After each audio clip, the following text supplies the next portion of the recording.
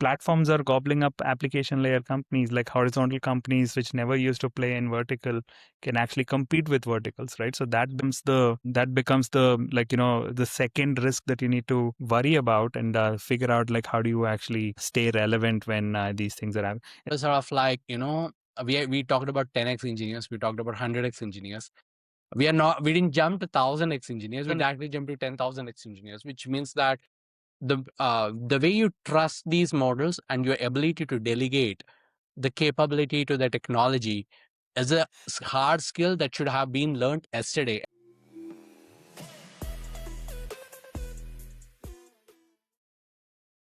Kashi, 11th episode. Good afternoon. Good afternoon. Yeah, we are almost inching towards 25K now as we speak. A lot of support from our audience. Thanks, Rajan. How are you feeling when we are starting this Today episode? morning, I saw Karpati's tweet. Massive FOMO. He's uh, he's just gotten a Mac Mini, and he said that the weekend is all for like playing with OpenClaw.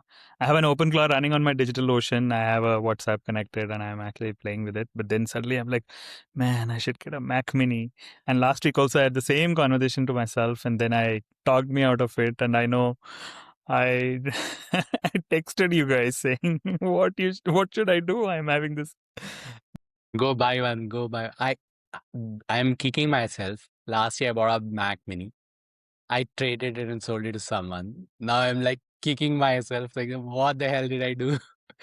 So I've got a new MacBook Pro. Yeah, but yeah, I think I talked myself out of this is that I have so much on my backlog, and I said, I will burn my backlog, and then I'll reward myself with a Mac Mini as a prize for this, right? But I haven't been able to burn my backlog. But like the FOMO is high because Andre is this the best, I would say, AI influencer in the world. First of all, he's not hyperbolic. He's very grounded.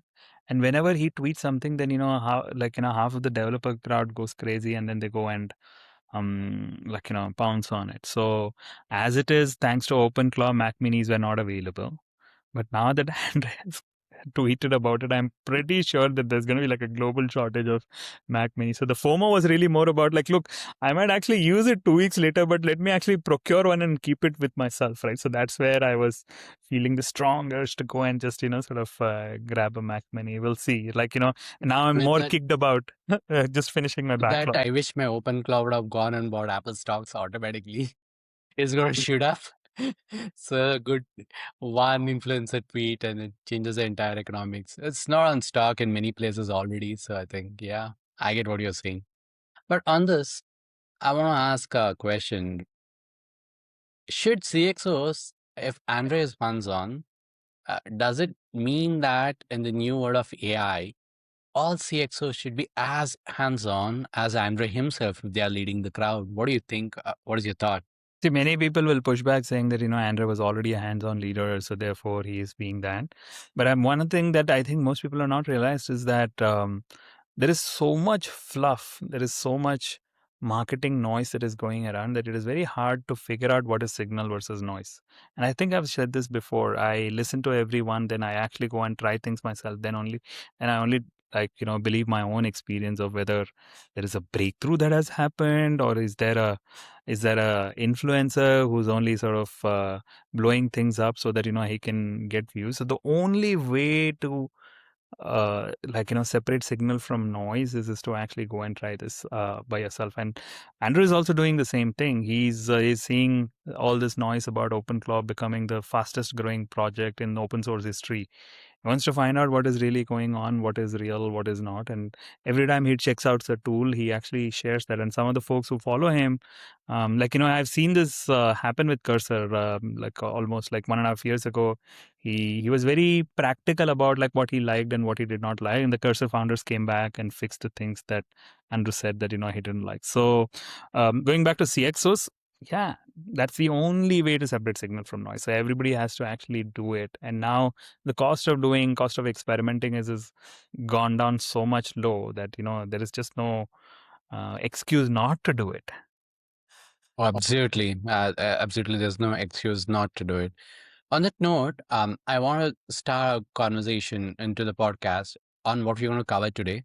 so that we have sort of grounding. One of the requests from all our audience was, why didn't you cover early on what are we going to cover today? Yeah. So I think we'll cover three important points, right? One, what are service IT services companies doing in when all frontier model labs are launching new models? How are they strategically pivoting their strategies? Two, we'll talk about Anthropic new research reports on AI impact both on India and on developer productivity, so on and so forth. Three, we will cover what should uh, what should one do in the evolving landscape of AI, especially when we look at not only the models, but in terms of how do they go about Uh, implementing these strategies. On that note, we'll get started. Um, Rajan, my first question: you saw India AI Summit. You saw all this IT companies, TCS, L&T, declare large infrastructure deals with NVIDIA and AMD. What does it actually mean? Can you break down what does the strategy actually mean? yeah. So first, AMD made a pact with TCS to say that they would put together a data center capacity close to 200 megawatts. Then I think it was Tata and OpenAI which said anywhere between 200 megawatts to about 1 gigawatts. L&T, like how you said, made a declaration with NVIDIA. Then I think Yota announced that they are going to do 20,000 GPUs that they are going to add, Blackwell GPUs that they're going to add. Like at the surface level, it looks like an announcement, a declaration of like investment into infrastructure. Globally, I don't have like a good source of verification for that, but like just broadly, I've heard that $20 trillion worth of investment is being put on infrastructure. Google is borrowing to actually make like investment into such kind of infrastructure. Then India, I think someone actually told me, again, I can't verify this number. I've not even added up the math. Close to about $1 trillion worth of bet being made on infrastructure. What this means is people are saying that we're going to create these data centers, maybe like global models will run here. I mean, there's this debate about India models or not, but the global models will run here, and then they are going to actually try this use case. I've heard Nandan say this, that India will become the use case capital of AI, and this is what like services companies are realizing, saying that they cannot just depend on that arbitrage of, okay, I'm going to find a US customers and I'm actually going to like get India labor and then I'll find that arbitrage. They are saying if globally there's a lot of work is going to happen through AI, then they are setting up that infrastructure. So they are moving from a different part of the value chain to another part, which is like, which to me is a little crazy, right? You're like someone who's really known for like, creating like a labor arbitrage, and now you're actually investing into infra to make sure that you are relevant in the future. So that is, I think, huge, right? So we're going to see more of that. I think many of that is not even announced. So India AI Summit brought about some of these announcements. I know you have some insights on like how these IT services companies think. What are your takes? I think the move is strategic. If you really look at it, there are 5 layers or 4 layers how one articulates of what does full stack AI company look like. It starts with energy. You see Adani getting into it. Then it comes to infra and chips. Then it's apps, applications, services, and the fifth layer is like sort of like democratizing and then ensuring that there's real world AI productivity, so on and so forth. So if we have to look at it in each of this, if you look at the multiples, I think it's largely driven also by market reactions. Google said the way. They said if you own all 5 layers of this full stack AI infra stack, then your valuations will multiply. So in short, there could be a shareholder implication to it. They said, hey, what are you doing in case services are going down? And the reaction from a strategic CXO would be, you don't need to worry. We are investing into infra layer. So we are going to own the infra and we'll still continue to give return on capital to our shareholders. That's one way to look at it. The second way also to look at it is nothing but driven by consumption patterns. I think we have a large population and we do strongly drive consumption of AI. And I think we have been a great adoption capital of the world. So in that way, I also see that play out in multiple ways. I think is just the beginning. We are getting into buying infra. I think next would be probably making our own infra, maybe 5, 10 years from now. I think that's the way it's going to play out, according to me. So on that note, I think I want to. The What I value think chain is I moving, want right? to. Players are Yeah, moving across the value chain. yeah. That's the key insight. I wanted to also see what is the strategic impact of the changing landscape. So Claude announced the new security feature and it's wiping out security companies. And you have been following the space. You're also invested in security companies. So, what are your first reactions to model frontier models disrupting the entire landscape overnight? We saw this happen when ChatGPT launched, but in this case, what does it mean? So, two things that I've also written about. One is that, in today's day and age, if you're on the application side or you're like, coming up with use case and working on it, there are two forces that you have to fight. One is because it has become so easy, you will find clones that are going to come, right? Because like, anybody can fire up cloud code. Like, if you can build an application as CLI, then so can anybody else. So it's like, there is a magic wand, sure, but everybody else in the world has a magic wand. So how is it magic anymore, right? Only when it is scarce, then it is a magic wand. So one, I would also call it as a like, attack of the clones. The Versal CEO, he calls it the Sybil attack, right? Where a lot of competing products are coming and attacking you and then, making you irrelevant. So that is one. And then the second thing is I would call this is the risk of platform gobbling. Is all these horizontal platform, they are able to come into specific verticals and they are able to just replicate, like, you the way you drive usage, that usage is understood by the model companies and then they are actually able to replicate. So this is almost like a platter now, right? So there is Cloud for Excel, Cloud for presentation, Cloud co-work, and then like, a plugin for legal work, and now a plugin for like Cloud for security. I wouldn't call it as a plugin. Maybe the better description is that this is a harness. So platforms are gobbling up application layer companies, like horizontal companies which never used to play in vertical can actually compete with verticals, right? So that becomes the like, the second risk that you need to worry about and figure out, like, how do you actually stay relevant when these things are happening. And the third thing is about timing. I love your take on timing on this topic. So do you want to share that? Oh, yeah. So I think we yesterday we had a cloud code founders summit. Rajan and I and a lot of other people joined.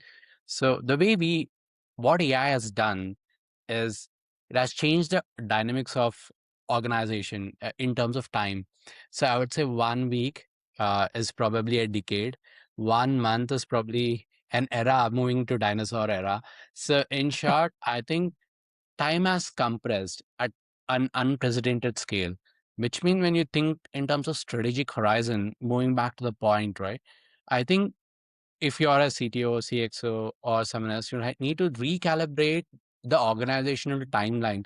It's not about just shifting work faster or shipping products faster. It's about thinking what will the feature or what will the product look like 6 months from now, 2 years from now, which is equivalent to thinking a decade ahead. You should stop thinking the product capabilities in terms of what would it look like 5 months from now. You should think, hey, if this product were to be used next decade, what does it look like? I think that timeline is rapidly shrinking. Otherwise, you may find get up. I mean, especially in software world, you may get up the next day and find, oh, there's a new frontier lab which has launched a product which is competing, and maybe how will I stand up and compete? And I don't think those conversation will be um, it was acceptable till now by the board, but going forward I think that is won't be accepted. So I think it's time to start preparing for that. That's how I think about this.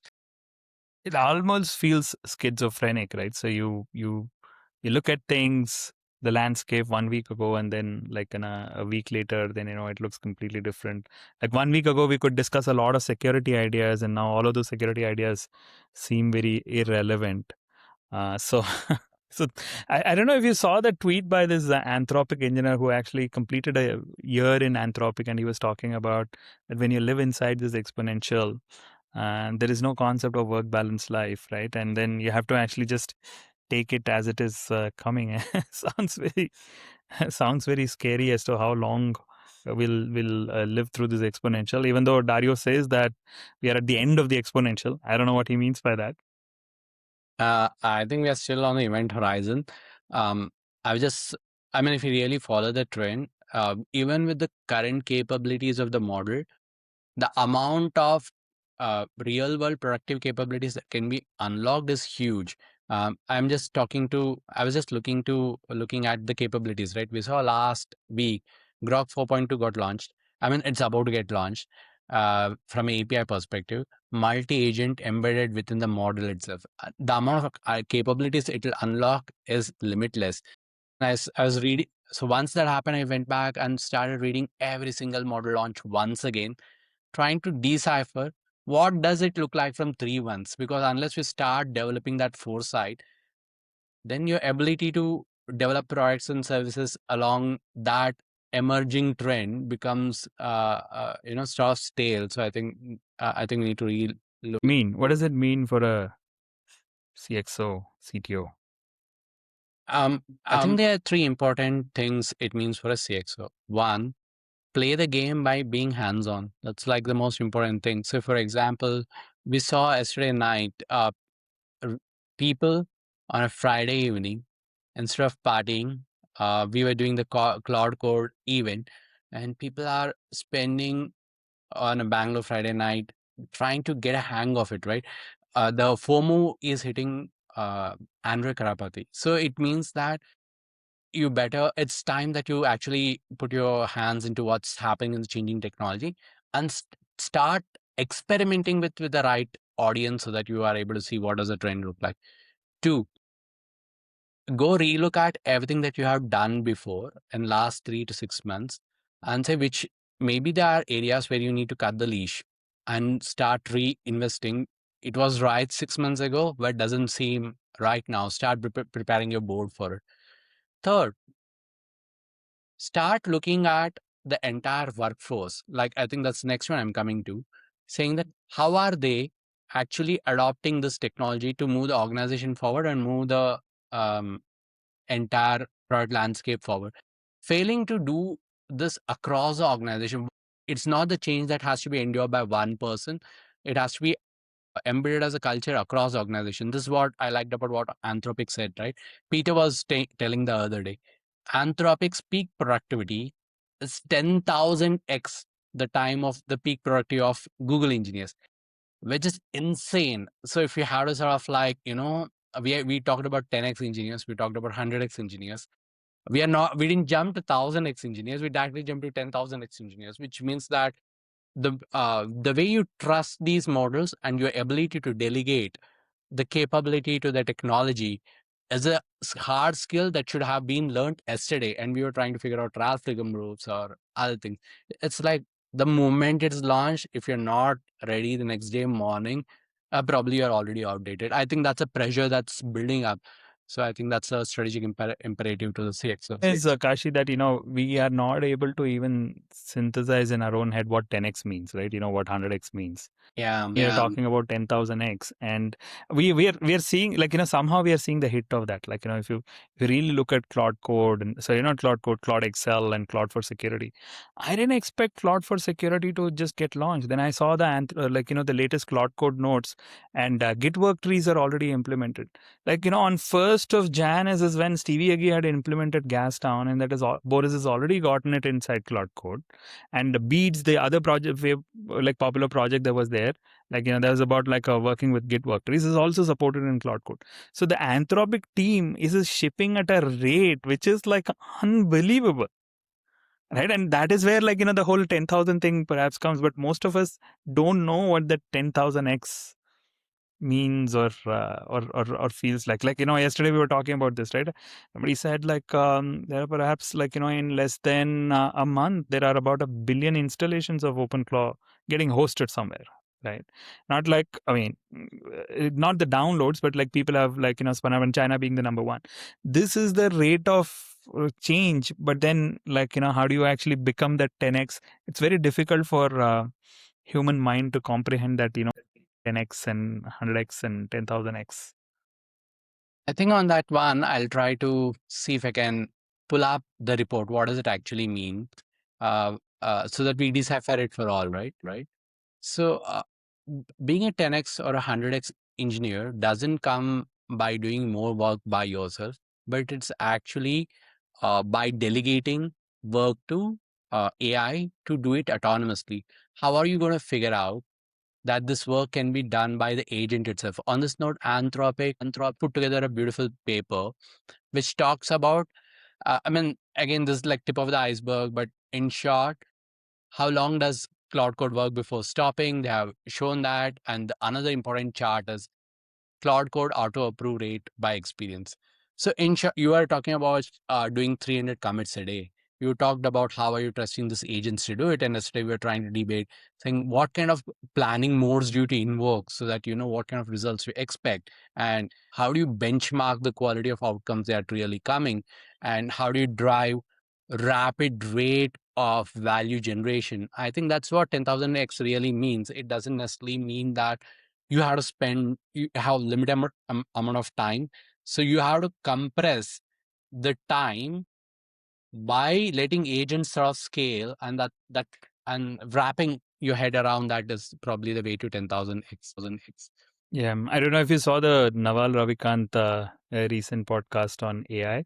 It's decent, as not as great as the original one that he did, but he talks he in the original one he talks about that software media is leverage, right? And you actually are able to win non-linear games because you are able to sort of bring in leverage, and agents are that leverage, right? So it is not about the human time, like being 10,000x doesn't mean that you don't sleep, right? But like the per unit of time, that amount of work that you're doing, and wherever there is human touch point that is involved, you can actually unblock it, you can remove that human touch point but still have the same quality, right? By making sure that at the plan and at the evals level you are able to test the quality of the software, and that's how you actually unlock this 10x, 100x, 10,000x, right? And we are going through that shift as an entire ecosystem, and it is a little alien, right? We're not used to it, right?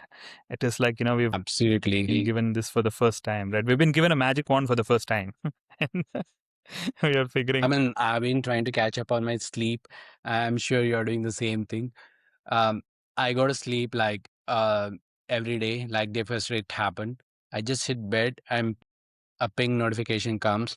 Google 3.1 Gemini is launched. I'm like, should I really read it? And okay, I can't help myself. I open the article and then pull up and then see, oh my God, it's got even more insane than before. And all the demos playing and like, okay, it's like too far. It's happening at a very rapid rate. But having said that, I think I figured out a way to catch up with it. So now I've sort of developed one small, yeah, I need to. So I have developed a mini agent saying that what does it mean to me? What does it mean to a CXO? What does it mean to strategic implication? What are the three things that I should adopt out of this and what are the three experiments I should run?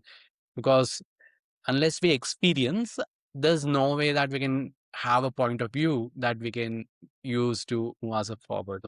Who does it for you? Is it like a mini agent or what? So I have used two things. I use Cloud for co-work, and then I have written a simple shell script.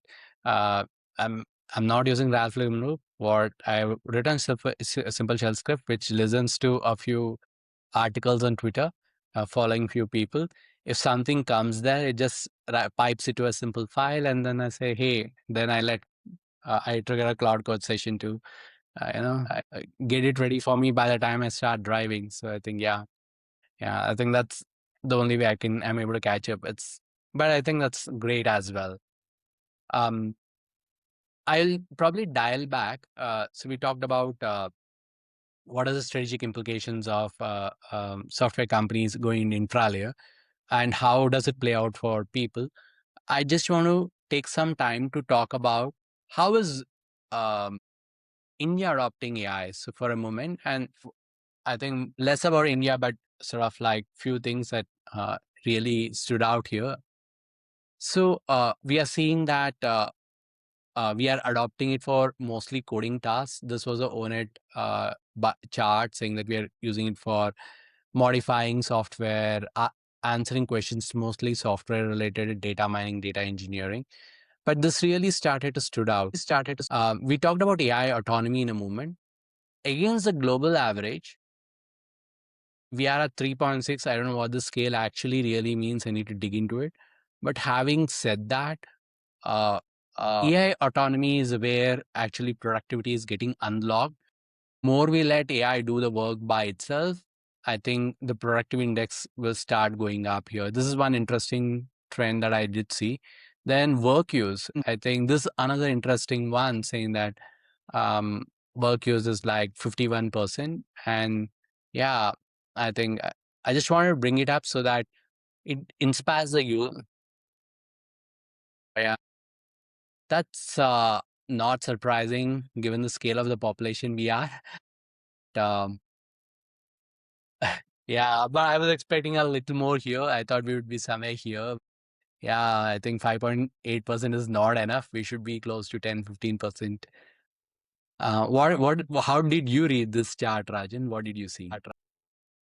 See, one of the things about India being like top adopter of like anything from a consumer perspective is already there. Like the other day you told me about India being like one of the topmost country from a YouTube viewership perspective, right? So that has always been the case, because I think just from just the scale of population that we have, right? And usually when you do things like this, then like you don't bring China into comparison. And like it's interesting that I did not see China listed in the Claude graph. Maybe China is completely playing its own sovereign game, right? And don't want to sort of Yeah, come into the battle of the. we want to be neutral. We want to use everything. We want to use Chinese. We want to use American. We want to use European. We are pretty much neutral to it as a geo, saying that any model that fits our purpose. Correct, correct. Yeah. So the India part is more about, I think we are always number one when it comes to like just from a consumption perspective. What I think is going to be interesting is the more the TCS type of deals that have happened where it will bring a lot more local consumption, and then like that will lead to local, like I wouldn't say like full stack, but in terms of just a full value capture happen within India, right? So if you ask me, I'm more excited about India specific use cases, right? I mean, if you're a founder, I'm not very excited about yet on saying like, look, as a founder, let's actually go and build a global opportunity. Because the moment you go and build a global opportunity, we talked about cloud for security, right? Which is like, you build a DAST or a DAST, SAST, and then you say, I'm building an application security testing tool.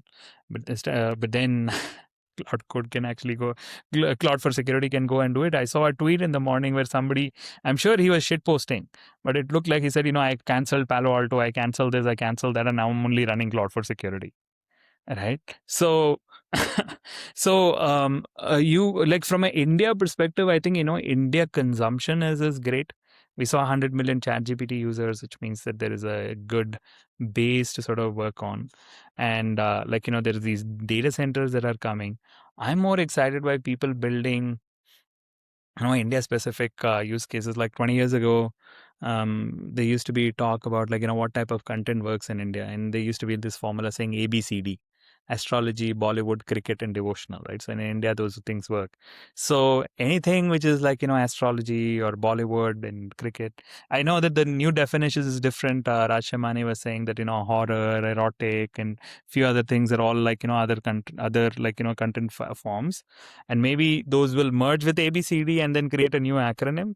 And those type of use cases, right, when they are going to get powered by AI, they're going to be powered by tokens, right? The token economy that will be created in India is what is I think I'm most fascinated by. And the interesting thing about all these infrastructure deals is that like earlier these consumer platforms, most of them, a lot of them used to actually be run globally. So your Facebook and your other services are all running globally. But like with this push about infrastructure and sovereignty. I think, a lot of this will get locally run. Maybe the models are not built locally, but locally run, and they will lead to, I would say, multiple billion-dollar opportunities from an India use case perspective. And founders from India may actually find those spaces to be easy to compete with, rather than building a SAST. Because if you build an SAST, Claude is coming after you. You may have not, or like, that's what we are seeing in security. It's today security, tomorrow it may be pharma, and so on and so forth. So idea selection, market Yeah, selection becomes very important.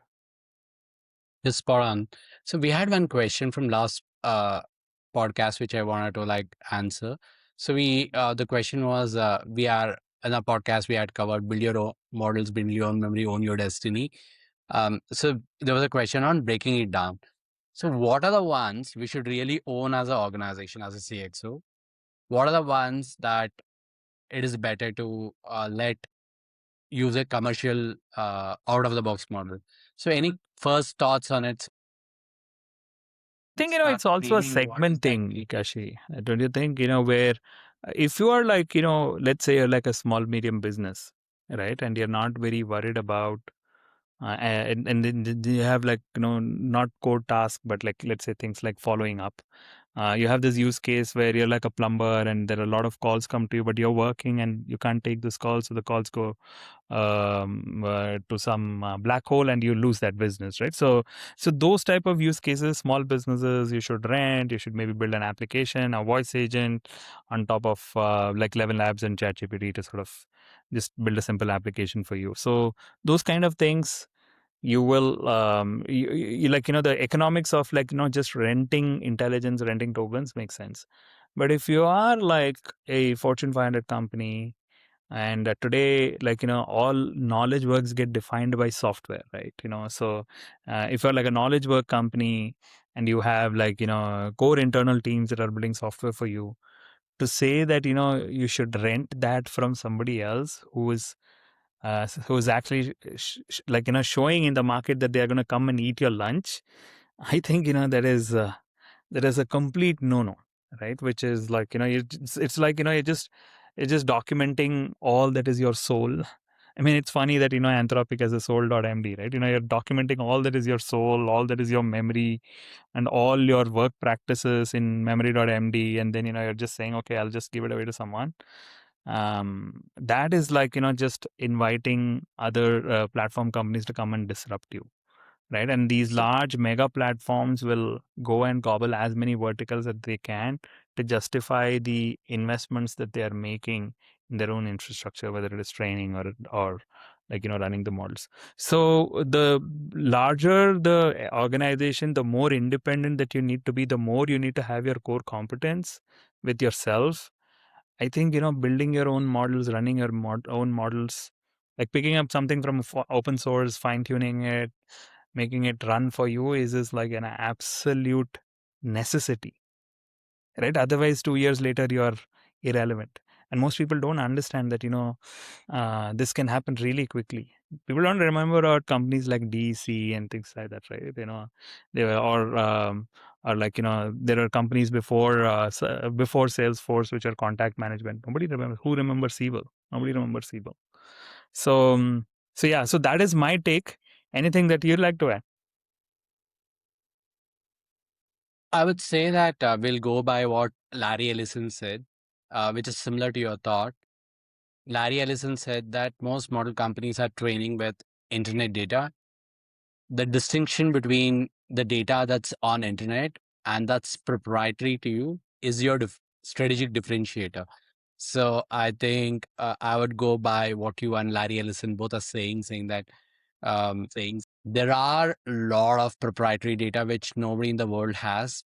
I think using that as a basis to keep your strategic competitive advantage alive is not just a necessity for enterprise, it's a do or die situation. So they must own their models, they must own their destiny. Yeah, but every enterprise is also like there are a lot many functions. Let's say there's a finance function which wants to use cloud for Excel, or just see if it is applicable to that micro part of the department and democratize it. Because if you're not enabling your workforce to bring intelligence to their work, we saw from that Anthropic report, you like it or not, people are going to bring. So I think we need to somehow, the real question, if I'm asking a CXO, right? Hey, how are you enabling your workforce with the right amount of intelligence and the right kind of intelligence so that they are able to move their work faster? I think that's a better question to ask as a CXO. And So and I'll yeah. share a interesting incident that happened last week, right? So I had a founder friend called me. He said, one of these, I wouldn't name names. So he said, do you know this model company? I said, yeah, I'm like, connected with one of the founders. Like, there is one of these largest security company in the world. The CEO is in Bangalore, and he wants to actually meet this model company. And why? And he's like, and this guy is like, the security company is like very well known. So he's like, look, they internally tried to build their own models and they couldn't, and therefore they are coming and saying that, can we take the help of this other model company doing, like, look, the cost of building a model has gone down from 500 million 2 years ago to actually you can manage it in a couple of $1 million, but it is still very non-trivial, right? And this is also one of the reasons then people say, oh yeah, no, we don't want to do all of this, we just want to sort of go to market, make some announcement and launch it because the market is changing fast. But then they realize that, if they don't push through and they don't get that right, then, like, they are going to be irrelevant, right? So at least in this case, this company decided to build their own models, but then they found it to be like a non-trivial exercise, and that is why the I was able to connect it with what Nawal said, right? He said, the model builders are the real programmers, right? The vibe coders are the new product managers, right? So those who are actually just playing with, like, the code that is getting generated, they are connecting the use case to how a code gets written. But where the old school of what the real programming is those that are model builders or model trainers or model deployers and model fine tuners, right? So, and that is why they are being treated the way they are getting treated, right? Because that pool of people is really, really, really scarce. And then people go say, oh, because it is so scarce, I don't find it, and therefore they don't do it, which I think is a mistake, right? I think you put it better than I did. It's just like, it is a do or die. Absolutely. There's no choice. We need to do it now. It's like we were chatting, right? It's like the Sputnik moment that US had when Russia launched their first satellite. I think that's the same moment. If you're not playing the intelligence game now, you will not be ready to play in time to come because the gap would further increase. It's okay to fail now and then sort of like learn from it and then iterate so that you're able to play. And that's a classical one. And the interesting thing is that I don't know whether you saw these announcements. Mahindra has gotten out its own model, small model, and of course, Servom has gotten out its 30 and 100 billion model. Um, NVIDIA helped them out, right? Oh, absolutely. It doesn't necessarily mean that it does. I think there's a distinction on building model. I think everybody thinks it has to be at ChatGPT scale or Anthropic scale. There's so many tons of use cases which require small micro models to do some really great amount of work. I think the landscape is diverse. So I think there are about 1 million models on Hugging Face and increasing. And that's a testimonial to the diversity of challenges that we need to solve. Not everything requires highest level of intelligence and compute. On that note, we are almost coming to a wrap. So should we plan the customary sort of questions? Yeah. So I'm going to ask you that. Yeah. What is one tool, one research paper, and one question that a CXO should ask? What should be a tool that you should try out? What's a research paper you should read? And what is a question you should ask his team? I would say if you're a CXO or even if you're a product engineer or anybody tinkering with technology, if you not got your version of OpenClaw running, do it yesterday or do it today. This weekend should be dedicated towards that. I think that's one tool you must try. The second one is the papers to read. I think there are 4 research papers published by. They're not really research papers, but 4 articles published by Anthropic. I think one is measuring AI agent autonomy in practice. It has strategic implications on design of the organization. How much percentage of your organization is letting agents act autonomously? That's a measure that's required now. So I think read that paper feel free to reach out to us on that one. And the second one is, how is AI assistance impacts coding formations? Because a lot of our audience tend to be coding. And then definitely the Anthropic Economic Index report, both on India and the global stage, both are great papers to read. That's the one to read. And the one question you need to ask, I think I'm going to ask you one, but I would say go look back at your organization and think, what is the AI autonomy index? If you don't know how to measure it, figure out a way. We are happy to help, but that's one question we strongly recommend you ask. Rajan, what do you think? See, the question that I'm asking myself, my team, is more about what is the first use case of OpenClaw that will get you excited to sort of move forward, right? Beyond the installation, beyond the playing around. Like that's the question that I'm asking this week. Is like, for me, at least coming to be like, saying how do I automate from a social media engagement perspective? It could be something else, but then what it'll do is it'll help you actually figure out what's the difference between an OpenClaw and Claude Code. I see this question come back again and again saying, what is the difference, right? If Claude Code can do all of this, then why do I need an OpenClaw, right? Claude Code is for different users. It's like saying, yeah, like there is a car, it has an engine, it can go from point A to point B. And if you just take an outcome framing, then what's the difference? I mean, there is a difference between a car and an ambulance.